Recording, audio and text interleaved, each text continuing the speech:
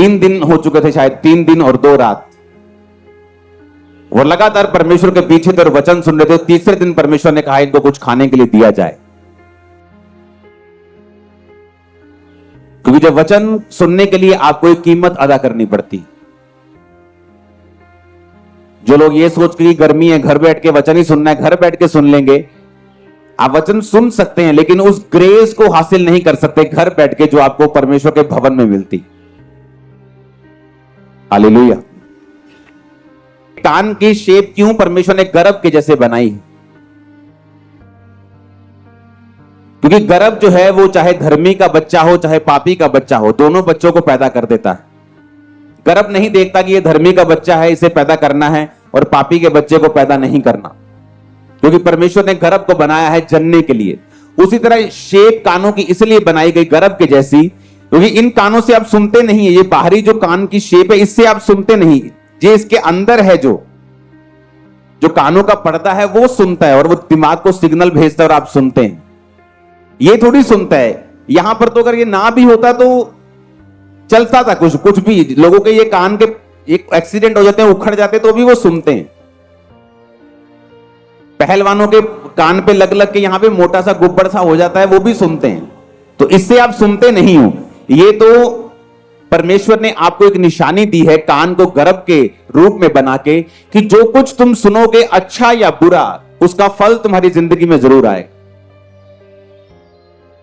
तो परमेश्वर ने कहा ध्यान रखो तो कि तुम क्या सुनते हो। इसीलिए परमेश्वर ने कान को गर्भ के जैसा बनाया है कि जब भी तुम कुछ सुनने लगो अच्छा या बुरा, ये सोचो कि इसका फल जरूर आएगा जो मैं सुन रहा हूं। क्रिश्चियनिटी में आज एक बहुत बड़ी परसेंटेज है जो श्रापों के नीचे हैं, क्योंकि उन्होंने पास्टर्स की और क्रिश्चियन लोगों की बुराई को सुना है। हवा जब गिरी तो बाइबल कहती है शैतान ने जब उससे बात की, तो अगर शैतान उससे पहली बार बात करने आया तो हवा चौंक जाती है, हे भाई तू कौन है भाई, मैं तेरी बात क्यों मानूं। लेकिन स्टडी कहती है कि हवा ने बार बार अपने इन कानों को शैतान को दिया था। एकदम से शैतान ने इतना बड़ा उसको फैसला लेने के लिए एकदम से नहीं बोला, धीरे धीरे शैतान ने उसको मनवाया होगा। पहले एक बात पूरी करवाई होगी, फिर दूसरी करवाई होगी, फिर तीसरी करवाई होगी, फिर चौथी करवाई होगी, और इस तरह से शैतान धीरे धीरे फिर उसे परमेश्वर से दूर ले गया और एक बड़ी आज्ञा का उल्लंघन उससे करवाया। तो परमेश्वर ने कान के बाहर एक गर्भ के जैसे मांस को इसलिए रखा है कि जो कुछ तुम सुनते हो उसे बड़े ध्यान से समझो कि मुझे उसे सुनकर रिजेक्ट करना है कि उसे एक्सेप्ट करना है। क्योंकि जो कुछ तुम्हारे कान के अंदर जाएगा वो फल लेके आएगा। ये मेरी पर्सनल स्टडी है, मैंने पर्सनल देखा है, मेरा 20 साल का क्रिश्चियन एक्सपीरियंस है। जब एक व्यक्ति प्रभु से हटता है, आप उससे पूछो, अब वो आपको बताएगा कि उसने बातें सुनी हैं, उसने कुछ सुना, या शैतान ने उससे बात की कि तेरा काम नहीं हुआ, या दिस एंड दैट, ये है वो है, या मुश्किल है, तेरे लोग तुझे छोड़ देंगे, या कोई भी ऐसी बात, अविश्वास की कोई भी बात, और उसकी वजह से उसका विश्वास परमेश्वर पे कमजोर हुआ।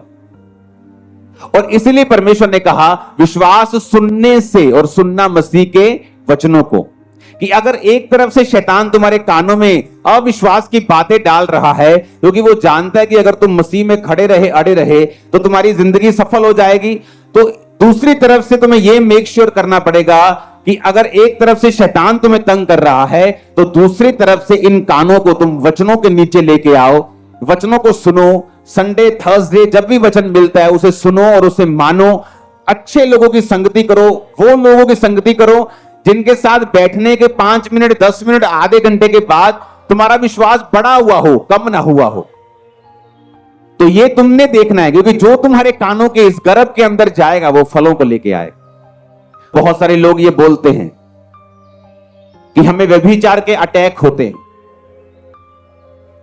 बहुत सारे लड़के आके बताते हैं कि जब मैं किसी लड़की की ओर देखता हूं तो मेरे अंदर बहुत से फिर गंदे ख्याल आते हैं, मैं जाके गलत काम करता हूं, मेरे अंदर व्यभिचार की स्पिरिट काम करती है। उसका इलाज बाइबल में लिखा है।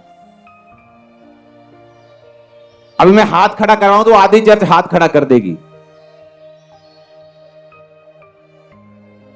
परमेश्वर ने हमें ये जो अंग दिए हैं, हमें कान दिए हैं सुनने के लिए, इससे भी अंदर जाता है। आंखें दी हैं, ये भी मैसेज रिसीव करती है और ब्रेन को देती है और अंदर जाता है मैसेज। अगर आपके कान आपके वश में हो जाएं और दूसरा आपकी आंखें अगर आपके वश में हो जाएं, आप बड़ा हिस्सा मसीह जीवन को अपने वश में कर लोगे, आप और सफल हो।